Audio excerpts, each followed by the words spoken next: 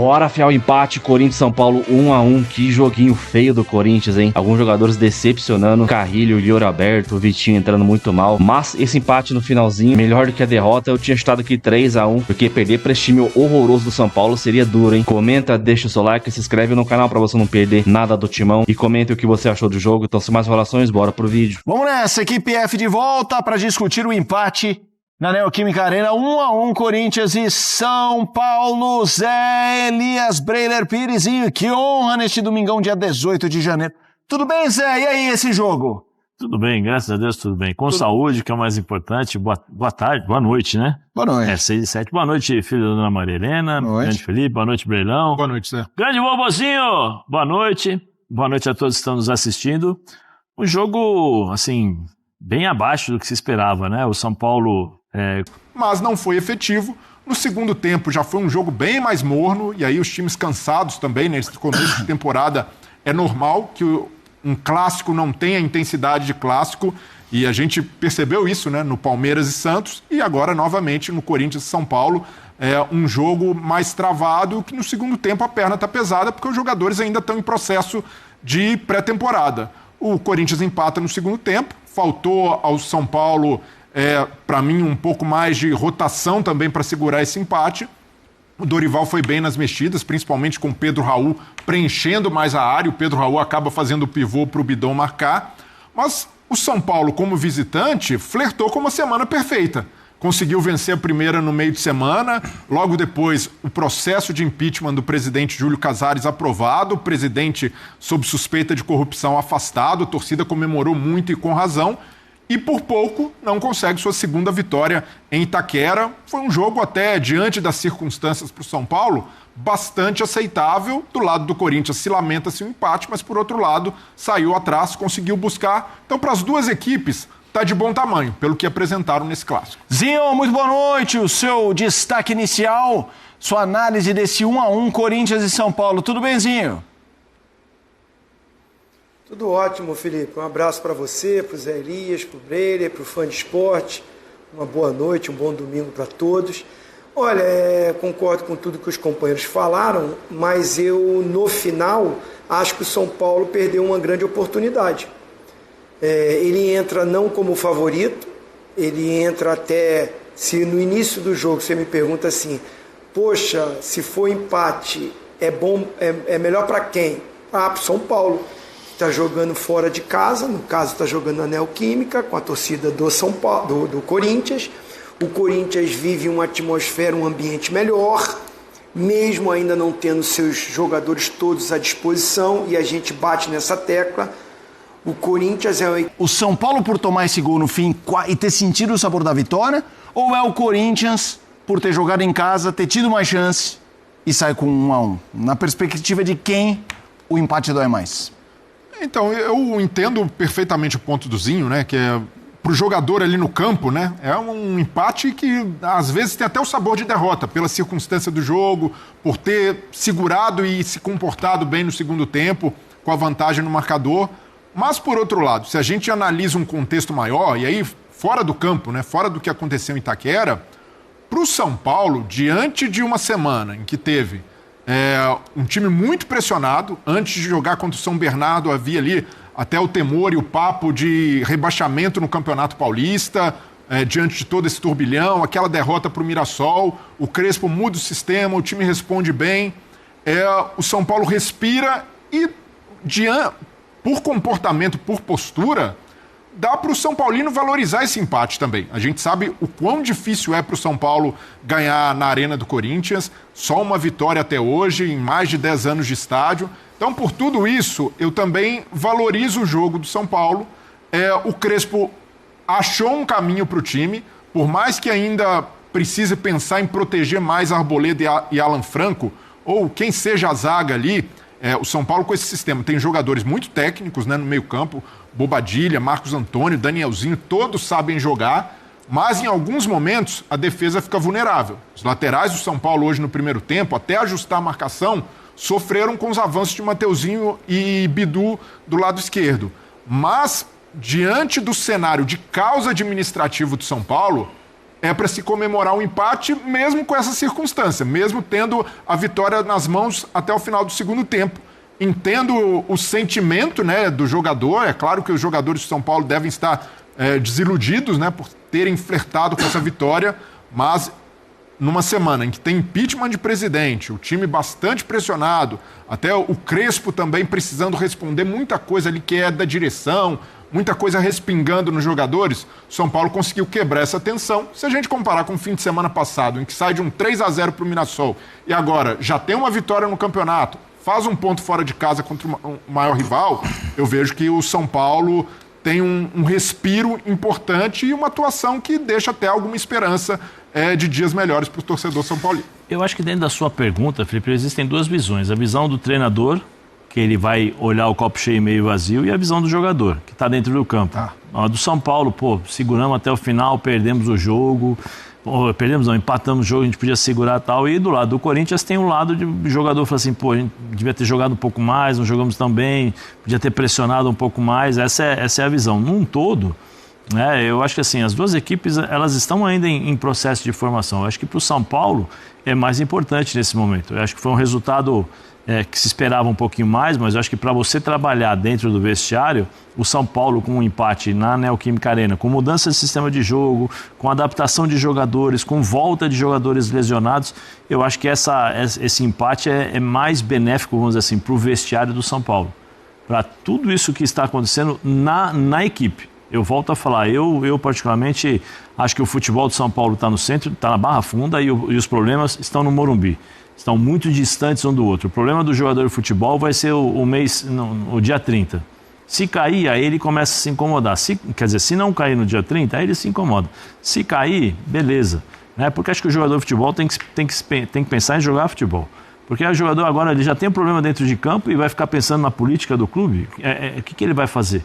Ele não vai ser conselheiro, ele não vai continuar carreira política no São Paulo, dificilmente você vai ter um jogador que vai se envolver, o jogador vai seguir a sua carreira e quem sabe lá na frente, né, depois de não sei quanto tempo, talvez se ele gostar realmente de São Paulo, se associa, aí entra na história, aí tenta fazer uma carreira dentro de São Paulo politicamente, que eu acho que isso não vai ser dentro das características que a gente está vendo ali. Então, acho que dentro de todos os problemas, as mudanças, as cobranças, eu acho que esse empate é benéfico, muito mais benéfico para o São Paulo no sentido de, estou testando um sistema novo, que nem no segundo tempo ele tirou, né, o 4-3-1-2, ele colocou um 4-3-3, porque o Corinthians voltou a jogar com o Ranieri como um zagueiro, então ele jogou o Lucas lá aberto para o lado esquerdo e voltou três zagueiros e colocou 3 atacantes. Tanto é que logo depois ele coloca o Ferreirinha para jogar de ponta. Por exemplo, o meio-campo do São Paulo, meio-campo muito bom. O Vovozinho falou, né, de um sistema de jogo com 3 defensores, mais ou menos o que tem o Corinthians, que faz isso também.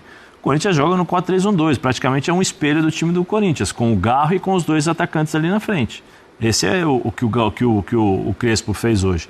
Precisa de uma adaptação, não é normal. Não é assim, vamos montar e vai sair tudo beleza. Não, o Lucas, há quanto tempo não vinha jogando? Muito. Então, assim, há muito tempo. Então, ele vai ter que se adaptar aos passes, aos espaços para receber os passes, em termos de bola. Sem a bola, por exemplo, sem a bola era nítido. Ele encostava e fazia a sombra no Ranieri. Era nítido. Ele chegava lá no Ranieri e não deixava o Ranieri pegar na bola. No segundo tempo, o Ranieri já saiu um pouquinho mais, ele teve essa dificuldade de se adaptar. Então, algumas coisas que irão surgir ao longo da temporada, que eu acho que o São Paulo o Crespo começa a entender que ele pode mudar o time com as características dos jogadores que ele tem. Daqui a pouco volta o Caleri 100%, a bola já não vai bater e voltar como bateu e voltou hoje o tempo todo, porque o Caleri vai segurar a bola, ele vai brigar com o zagueiro, então vai dar tempo do Lucas chegar um pouquinho mais, vai dar tempo desses 3 jogadores de meio campo se aproximarem, o Danielzinho, baita de um jogador, o Marcos Antônio junto com o Danielzinho também podem encaixar ali, entendeu? Então, assim, o Bobadilla, que eu acho que dos 3 que jogaram hoje, tecnicamente, eu acho que é o bem mais inferior, mas em compensação é o cara que corre muito. Então, talvez a gente não sabe se ele possa inverter, por exemplo, o Bobadilla ali no meio só para fazer essa marcação, ou o Pablo Maia ali na frente só para fazer a marcação na zaga, não sair, fazer essa bola chegar aos pés do Danielzinho e do próprio Marco Antônio. Então, assim, tem algumas variações que podem ser feitas e que acho que o Crespo pode avaliar isso com mais tranquilidade. Mas um jogo como esse, Que você sai de um sistema de jogo, um segundo jogo, né, apenas, para jogar contra um Corinthians que, como o vovozinho falou, vive um melhor momento, tem uma maior tranquilidade para o Dorival poder trabalhar, entre aspas, né, porque o Dorival está desesperado porque tem que encontrar essa equipe rápido, porque daqui a pouco tem Campeonato Brasileiro, tem Libertadores, tem uma série de jogos, uma atrás da outra, Campeonato Paulista com regulamento difícil, né, regulamento novo. Muito. Você tem que ganhar o tempo todo, senão daqui a pouco você briga por rebaixamento. Mas é Campeonato Paulista, mas isso influencia dentro de um vestiário, então você coloca pressão. Então, eu acho que assim, para o São Paulo hoje, foi um jogo, vamos dizer assim, melhor para o vestiário, melhor para o Crespo. Para o Dorival, uma afirmação de que ele precisa acelerar alguns processos e que ele ainda precisa de jogadores. O Corinthians, por exemplo, quando não joga o Memphis ou quando não joga o Garro, tem muitas dificuldades para a bola ficar lá na frente. Então a bola bate e volta, aí o Carrillo não consegue jogar. O Carrillo tem 60 minutos nas pernas. Ele joga durante 60 minutos e ele consegue manter um bom ritmo. Consegue ter um pouquinho mais de qualidade com a bola nos pés. Fisicamente, para marcar, ele já não consegue. Você viu o Danielzinho? Foi na linha de fundo, ele demorou 1 hora para chegar. O Danielzinho olhou na área, deu aquela de Jorginho, né? Aquela curva, bola curvada assim, e não deu tempo nem do André Ramalho. Então, assim, pro Dorival, ele sabe que tem algumas coisas que precisam ser acrescentadas, e isso seriam jogadores. Né? Com a dinâmica do jogo, assim, e é curioso, né, porque o Alan Franco, a gente vai até falar dele, fez uma partidaço, mas no lance do jogo, não foi só ele, tava aquele bololô, a zaga não segurou ali, o bom pivô do Pedro Raul, né? Pivôzaço, dominou a bola, deu uma ajeitadinha, e o Bidon ali deu uma separada e deu um belo chute. Ó, a gente vai colocar o gol, inclusive, Vamos colocar o gol para até ouvir, especialmente, eu sei que o Breler é um ótimo zagueiro. Tem Marcos Antônio e Danielzinho que não são caras de pegada, que não são caras de proteger ali a frente da área. Então, é ajuste, como o Zé falou. Mais um erro do Alan Franco. Posiciona um cara ali na frente e não sai, se você tem 3 contra 2. Só ficou 3 contra 2 porque ele quis sair para antecipar. Se ele ficar na zaga ali esperando a bola, o Bidon ia dominar a bola. Claro, mas é questão de ajuste do São Paulo, né? De que aos 40, vou falar para você, aos 45 minutos do tempo, você fica naquela ânsia. Você não presta, quero tirar essa bola o mais rápido possível. É isso. Ele foi lá para tentar rifar aquela bola. Se fosse no começo do jogo, provavelmente estaria a defesa montada, o meio-campinho, né, o meio-campo bem ajustado ali e tal. Essa bola não ia entrar, né? Quem estava hesitando no primeiro tempo era o Arboleda, né? Deu uma puxotada. Mas até porque as mudanças do Dorival surtiram efeito. Sim. Porque o Pedro Raul jogava junto com o Yuri Alberto. No primeiro tempo, o Yuri Alberto jogou sozinho contra 2 zagueiros. Então aí você condiciona. Aí tem a questão da mudança do treinador. Tem outras coisas. Vai lá, Breno. Vai lá. Não, mas é isso aí. Que você falou, Vini? Chegou alguém para a entrevista? Ainda não. Zinho, eu percebi no início do programa que você realmente está sozinho, mas nunca se sinta sozinho. Eu estou aqui sempre com você. Os dois estão honrando o lado pascual da bancada. Mas tem uma coisa que você falou que eu acho que todo mundo concorda indo para o Corinthians, que é essa história do Corinthians ter 11 mais 2, 3 ali no banco. E isso fica muito nítido. Queria que você falasse um pouco... Claro, pegando o gancho do jogo de hoje, mas ao mesmo tempo tentando projetar uma temporada completa. Se isso é um problema em um jogo, né, individualmente falando, imagina em 11 meses. Então eu queria te ouvir sobre essa situação do Corinthians, ter ali um cobertor bem curtozinho. Eu acho que assim, para Campeonato Brasileiro de pontos corridos, que você tem que ter uma regularidade enorme, vai ser difícil para o elenco que o Corinthians tem. É somar pontos, é fugir da zona da confusão, como diz o parceirão do Zé Elias, Vanderlei Luxemburgo. Eu acho que assim, para um mata-mata, aí eu já acredito mais no Corinthians. Não é porque ganhou a Copa do Brasil só não, é porque nos últimos anos o Corinthians, principalmente na Copa do Brasil, tem chegado. Está ali incomodando. Não está indo bem quando foi Sul-Americana, Libertadores, mas eu acredito que Garro vai melhorar, Memphis vai melhorar. Chegou novas contratações para encorpar o elenco. O Dorival vai ter que mesclar em algumas partidas, mas se os 11 titulares que a gente diz assim, o trio da frente ali, o Yuri, Memphis e o Garro, essa linha de esses 4 defensores, para mim é a zaga titular, né, com o goleiro, Mateuzinho, André, Gustavo e Bidu. O Ranieri, para mim, como primeiro volante, é titular também. Aí você vai ver esses dois caras que jogam ali pelo lado, né? Os volantes pelo lado. Vai ser o Bidon, vai ser o Carrillo, vai ser como é que o cara da confusão ali, o Zé Elias? O Ramírez? Sempre briga com Ramírez. Não, Martínez, perdão. Martínez, não sei. O rapaz que chegou agora do Fortaleza, né? Que estreou. Matheus Pereira. Matheus Pereira. Eu acho que assim, é muito dúvidas nesses dois jogadores para complementar o meio campo. Eu gosto, o Carrillo, bem, eu gosto dele. E o Bidon. Eu faria Ranieri, Bidon e Carrillo e o Garro na ponta do losango, com Memphis e Yuri. Eu acho que esses 11... com fôlego, com gás, para um mata-mata, compete, bate de frente, consegue ir com a torcida do Corinthians, né, e com a Neoquímica, e com a atmosfera que é feita ali. Esses jogadores crescem muito. Agora, pensando numa temporada, colocar todas as competições, com o elenco que tem, é complicadíssimo. Então é isso, empate aí. Cara, melhor do que perder, né? Empatamos no final ali, já tava, já entregue, já que o time, tentava e nada. Às vezes é muito jogador sem inteligência junto, mano. Na moral, o Vitinho, decepcionante. Vitinho entrando ali. Pelo amor de Deus, o Roberto no primeiro tempo perdeu um gol feito de cabeça. Se ele só deixa a bola passar, seria gol ali. Ou só deixa bater na cabeça dele, mano. Não precisava nem de força no lance ali. Aí logo na sequência o Mateuzinho sai de frente pro goleiro e me chuta pra fora. E o São Paulo só foi dar o primeiro chute no gol ali, cara, aos 37 minutos. Então é empate decepcionante. Sim, pelas circunstâncias do jogo, no finalzinho dá até pra aceitar, né? A gente não vai ficar tão bravo assim com o empate. Se perdesse pra esse time ruim do São Paulo em casa, aí... Porque esse time do São Paulo é muito fraco, mano, muito fraco. Os caras não fizeram nada no jogo. Acharam um gol.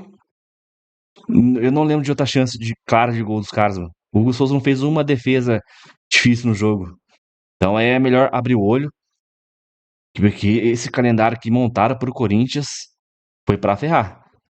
Red Bull Bragantino já tem 2 clássicos, o clássico hoje e clássico contra o Santos fora de casa. É só pedreira, mano. Então tem que começar a abrir o olho, senão nem se classificar vai pra próxima fase. São 8 rodadas só, já foram 3 jogos. Então tem que acordar pra de repente nem pensar em brigar contra rebaixamento, mano. Porque o time tá jogando um futebolzinho feio. O primeiro jogo contra a Ponte Preta até me iludiu um pouco. Mas depois, claro que o segundo jogo foi com o time reserva também, né? Mas hoje foi uma decepção. Carrilho também, decepção. Comenta aí, deixa o seu like, se inscreve no canal pra você não perder nada do Corinthians. Então até a próxima. Valeu, nós.